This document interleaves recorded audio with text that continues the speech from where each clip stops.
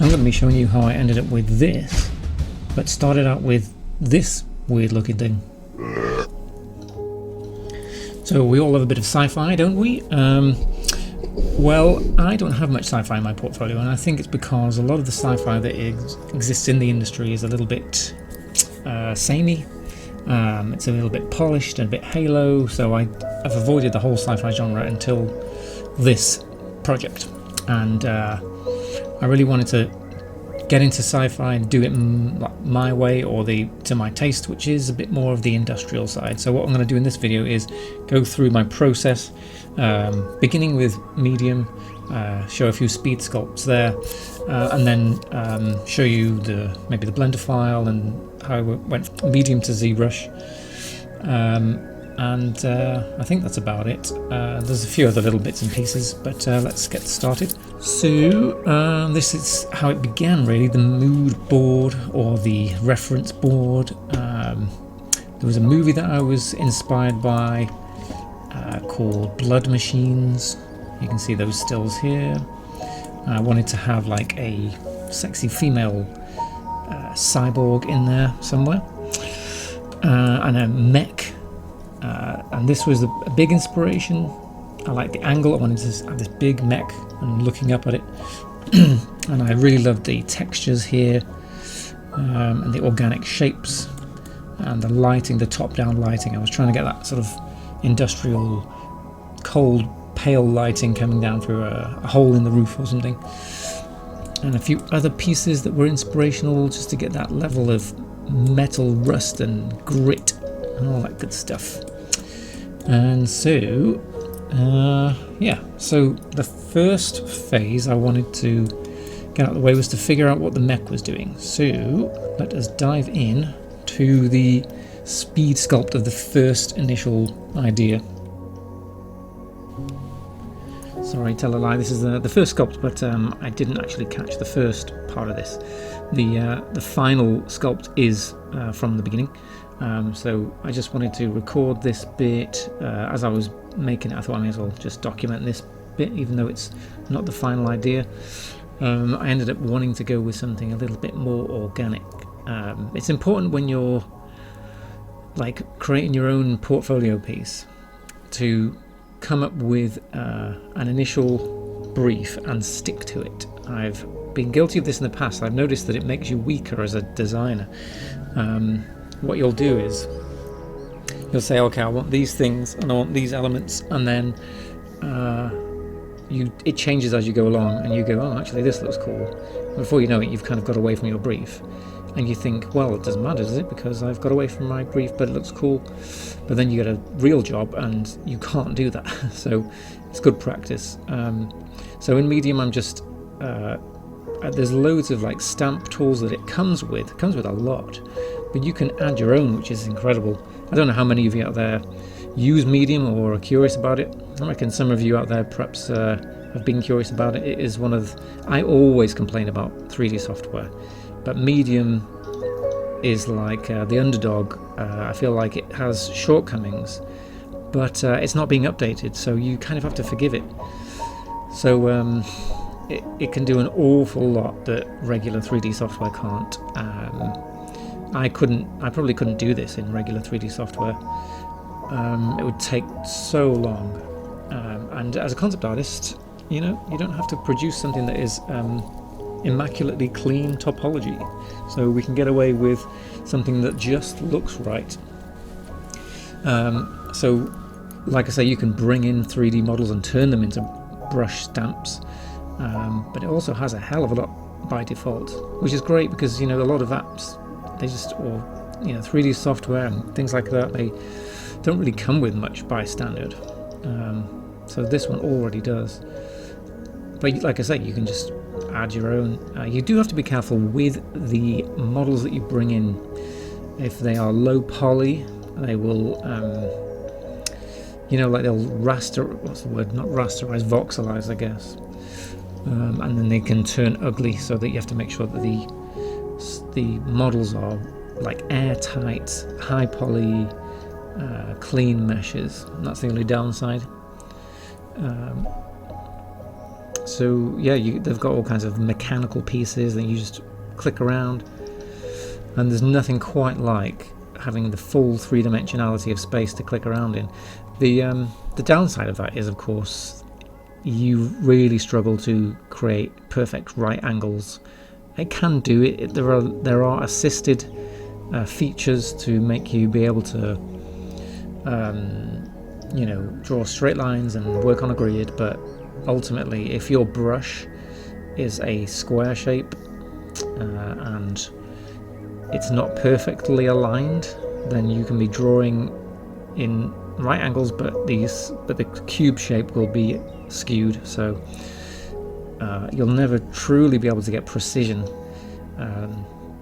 So here I'm just making some tubes, which is again great because you can just use, you know, your own hands kind of flowing shapes to create the lines, and then you have the, you know, like a lazy mouse feature, so that it can be more smooth, and you can do it so fast that you can just try and do, and it gives you a lot of ability to play and try, and without having to commit too much time, which is something that you'll notice when you're working in just about anything. You'll think, if it takes me a long time to do that, I just can't be bothered doing it, and then you do something that's substandard and you go, oh, it took so long to do that, I'll just leave it. So this can afford you the time to just click around, try it. It's really good that way. And the symmetry tool is really awesome. I mean, obviously every software has a symmetry tool, but you really need it in this environment, and it really helps. So yeah, I'm just creating these little feet. But like I say, in the end I didn't go with this design because it was too mechanoidy, too like a regular robot, and I wanted something that was weird and just like more organic, rounded shapes, and looked like it was sort of alive-ish, like organic alive. And so I think I'm just wrapping up here. You can change the lighting as well, which helps with the mood. And when you export from Medium, you'll have to export each layer separately. You can't separate a whole bunch of things at once. And here I'm just taking some screenshots. And here are the 4 thumbnails that I ended up with from that model. I just put in Blender, did a quick render, made it grayscale, just to get an idea for the composition and the lighting and the mood. Okay, so this is the final sculpt for the main mech that I ended up with. And you'll notice that I put like a square there just to show where the mouth should be, because I got all the composition right in Blender, so I wanted to make sure that was consistent through this. Everything was placed correctly, including the little human scale and the platform that he's standing on, and actually the actual environment, the base, the hexagon base. So you know, symmetry tool is on. I'm just sculpting away and pushing and pulling and trying things. I sort of got like this little horn looking thing going on, but I ended up not liking that in the end. And then just loosely blocking in where the feet might be, just using a basic round stamp brush, and then doing some erasing to make some flat edges. And then this is where I was using that like line tool that I alluded to earlier, where you can make a straight line. You know, working with Medium is so quick that you can afford to just mess around and try things, and it's really great that way. Everything's so fast. I usually will typically finish a sculpt in under an hour. It's not then finished. We'll go from here to ZBrush, because it's not like you can just take this and just call it done. Usually you'll need some work done on it, because it's a tricky thing. The actual density of the triangles it's really quite dense, but at the same time it's not dense enough. So you end up with this very heavy poly model that looks like it needs a lot more polish. So it's a tricky thing. But yeah, you can just afford to just go in and scroll through. There'll be brushes there that you'll probably never use, or never use twice. But then some brushes that you'll use more frequently. And then if you what you can do is take those brushes and say, you know, make adjustments to them by, you lay the brush down, you cut into it, then you can make a stamp from that brush. So the combinations start to become pretty infinite, and really allows for flexibility, and it's just such a great tool. It really is a shame that Adobe bought it, because it's now being shelved so that they can make Adobe Substance 3D, which you use in VR, I think. And I tried that, and it was like Adobe Medium but minus all the good features. So yeah, it's just so awesome. You know, if you want as well, you can just bring in a model from, as I talked about before, you can bring in models just like I did here with the floor, the hexagon floor, and use it as a framework so that you don't have to worry too much about being at a right angle, and that's super useful. So now I'm just getting the lighting a little bit right. It's not important, it just gives you a nice idea of if you've got the same lighting as the scene, i.e. top down in this case, you know, how's it going to look. And here you see me struggling like crazy trying to figure out the legs, and I ended up unfortunately I think I ended up giving up on the legs in this video, and I finished them without recording it. They just kept on just not looking quite right. So like I'm just experimenting, and like I say, if you you know, you can really afford to do that, because it just, you know, you mess around, a few minutes later you go, okay, I'll just delete that and start again. I was trying to just sort of make it not look like a creature, but sort of at the same time a little bit. I was just trying to get that fine balance between robot and creature. So it was a bit of a struggle. And you can really fill in volumes quickly. Like I'm just using a big brush there just to fill in some of the back. It's just so fast. I just wish that I wish that Medium, the Oculus Medium, when it was back in the day, just had me come in and tell them where to take it. Because it only needs a few things, really. It doesn't scale non-uniformly, so if you want to scale something, you can only scale it uniformly. And it needs a way to make sure that your brush can be absolutely set at a right angle. A few pieces of assistance for that, and it would be great. So this is about as far as I took the sculpt. And then I'll show you in ZBrush what happens next. Right, ZBrush time. So I exported it in pieces, but then further cut it into pieces in ZBrush. So I'll just show you all the layers. This isn't raw from Medium, because as you can see I've done some work on it, but I'll just unhide all of these subtools. And you can see like I did a little plate here and down here.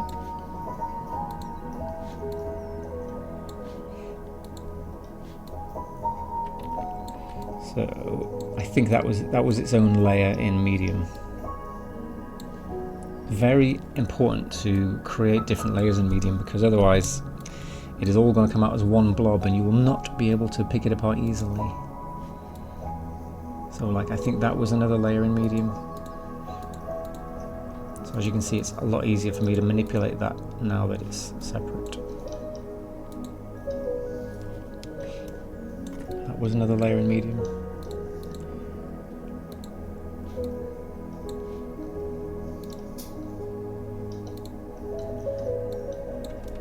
Of course, the cables, separate layer as well. Now they've got more to go. A lot of subtools here.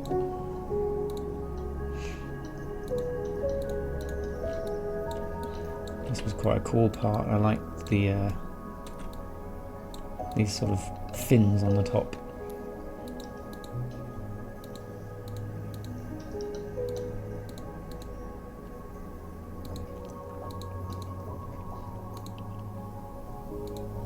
And the eyes, so this is how I ended up with the eyes. Going back to the reference board where there was these things here, I quite like that shape.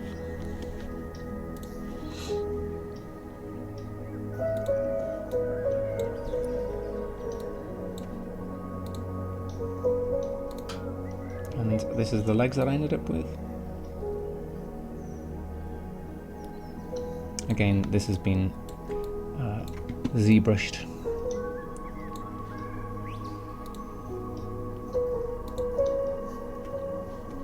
A lot of subtools. Almost there. And I just want this, I redid these to make them look just a little bit nicer. And then some very simple feet. I figured that I would, I've got some sci-fi kit bash type stuff. I thought I'll just use those pieces to make the toes, because the shapes, because it's going to be low on the ground, you might see it up close, and I didn't want them to look too soft and medium-y, you know. I wanted to have some hard surface detail on there. So that's the ZBrush sculpt in all its glory. So next up we can look at Blender. Okay, here's the Blender render of this, and I just had to turn off as many things as I could because it was very slow. If you look here, it's 14 million triangles. That is a lot. Normally most of my scenes are like maximum 12, and this is 14 just for him. So what I think I did was just go out of ZBrush straight into Blender with a bit of decimation in between, and maybe a decimation over the top, which I then applied most likely, because there's a lot of dense geometry here. Now, the geometry side of Blender is a few additional cables here and here. I think that's mainly it in terms of geometry, which I did through 2 add-ons. So I've got 2 cable add-ons, Geo cables, which I think is free, and Cable Rater, which is not, but it's pretty good. It's kind of if you're going to be doing a lot of cables, you just kind of have to get Cable Rater, because it just takes too long to manually do it, and it's really quite cool actually. You can go back to the cable and tweak it without anything weird happening. A lot of add-ons are just weird, I find, but that one is pretty good. And so I've just turned off denoising just to make the viewport faster. So the cool thing is, you often have an issue with this situation where you're like, okay, so I've got my extremely high poly ZBrush sculpt, so what do I do? How do I get it into Blender without crashing everything? Normally I would take it out of ZBrush and put it into 3D Coat to paint it, but I just knew that it would take a long time. I'd have to do it piece by piece. The end result would be fairly low poly, and I would lose some of these fine details, and so I wasn't quite sure what to do. So what I decided to do was just texture it in Blender using procedural stuff. So this is the node graph thingy, and it's pretty straightforward. I found this tutorial on making like curvature and AO mask and edge masks and things like that, and some of it I just didn't end up using, but I did for this. It's hard to, I found it to be honest, I found it a little bit confusing because I had all these different masks, and you can't immediately tell exactly what's happening, so I would just mess around and mess around and mess around until I liked it. because you just don't have that instant feedback, so you're always guessing. So you know, you get a little bit of edge stuff going on here. Let's look up close at this. So you can see like these edges are a little bit worn out. So it's good to get to grips with figuring out curvature, because the main thing is, right, for just about any model, you need to have curvature, edges, and ambient occlusion going on. And 3D Coat does that just seamlessly and easily, which is why I use it for all of my texturing. But it is a pain, because you've got to get your model into 3D Coat, and then you've got to retopo, and then you've got to bake it. That takes a long time. That can take 10 minutes to bake. And then you might have, like in this case, several large, heavy models. And you got to go through that whole process. And I've seen me just sit there for hours just getting a model to the paint room and finished. Whereas here, I just brought it all into Blender, made this procedural texture, called it Bertha Grunge 01, and if I click around, you'll see that it's all pretty much the same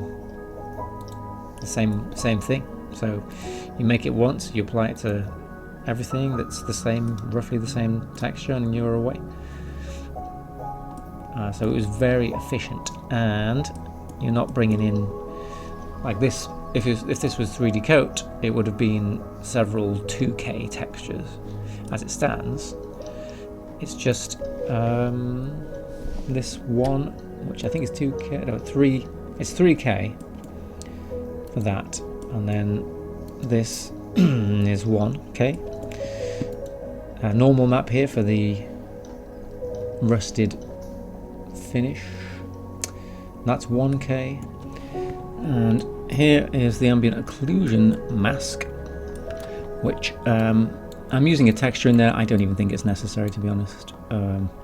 It's just a dark texture around here, and to highlight that, I'm going to turn it off, set the power to 0, so you can see that it's not there anymore.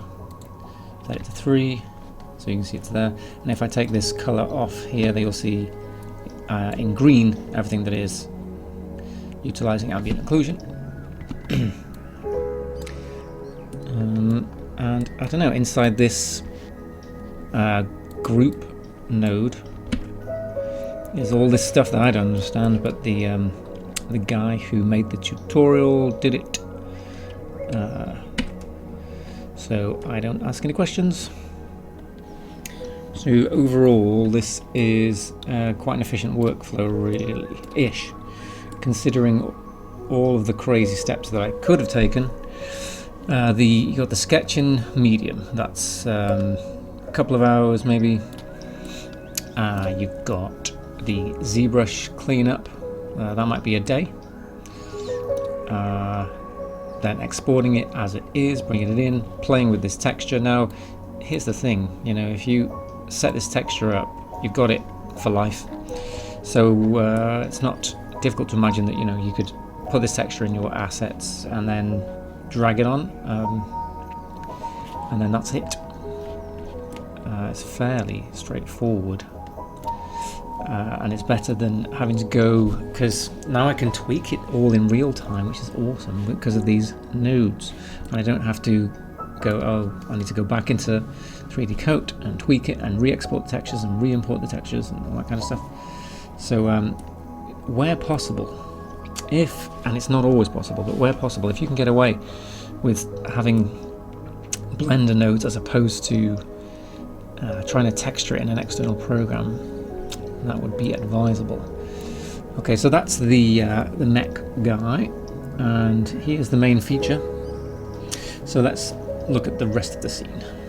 So this is the environment that he sits in.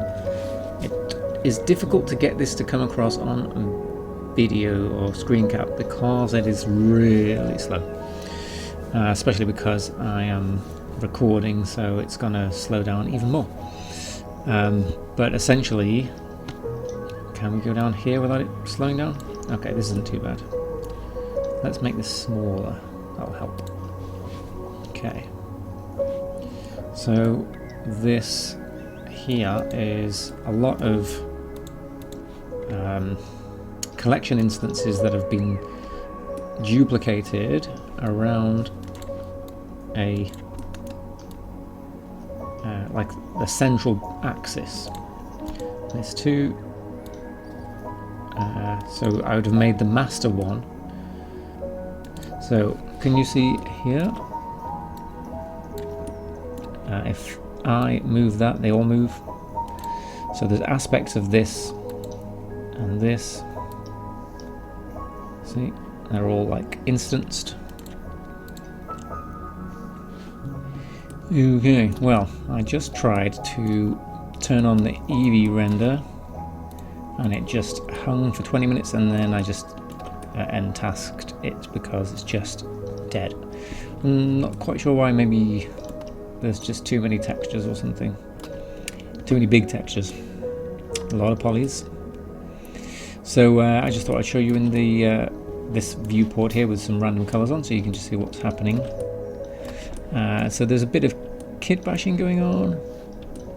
So I've got some decent sci-fi kits and walls and floors that you can get on ArtStation that are good quality and not expensive. So a lot of this is just pieces of those put together, and like I say, just duplicated around in a circle, with the exception of these guys here.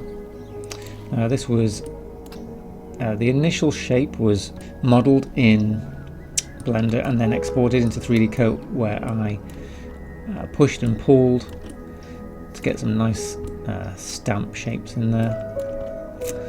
Then I actually textured, I think I textured that within 3D Coat just for a change. So there's that. And yeah, just lots of kit bash stuff here. I modelled these by hand. Originally there was going to be pillars here, but I found that it blocked the view. So yeah, just lots of little kit bashy things, some cables, lots of details here. And if I do this, I think I've probably hidden the lights. No, cameras.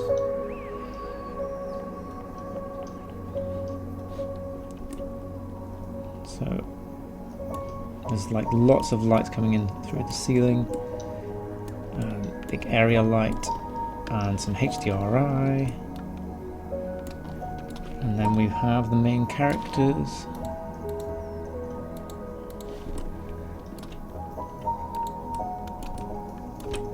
Where we can have some like story going on.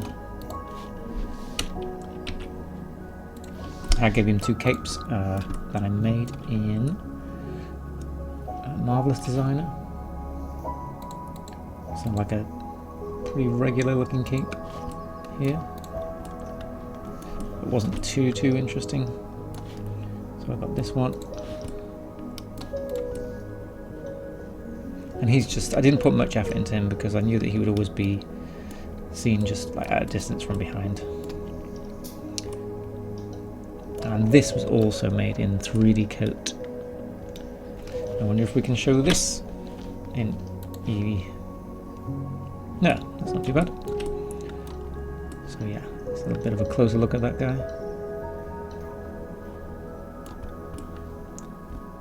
So yeah, and I can show you this as well actually.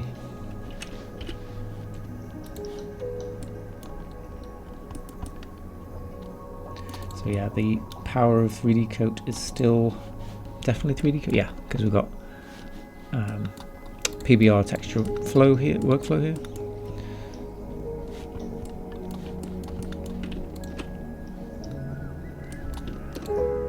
So yeah, and that is about everything in the scene really.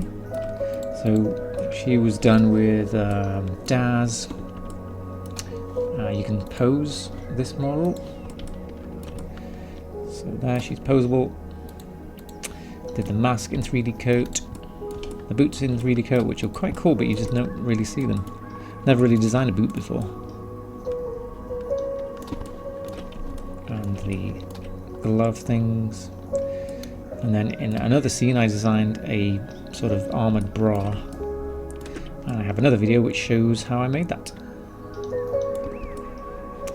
Okay, and then some smoke up here. And lots of lights. Okay, so that is about it. I hope you got something out of this workflow. Let me know if you have any questions down below, and remember to like and subscribe. Thank you very much.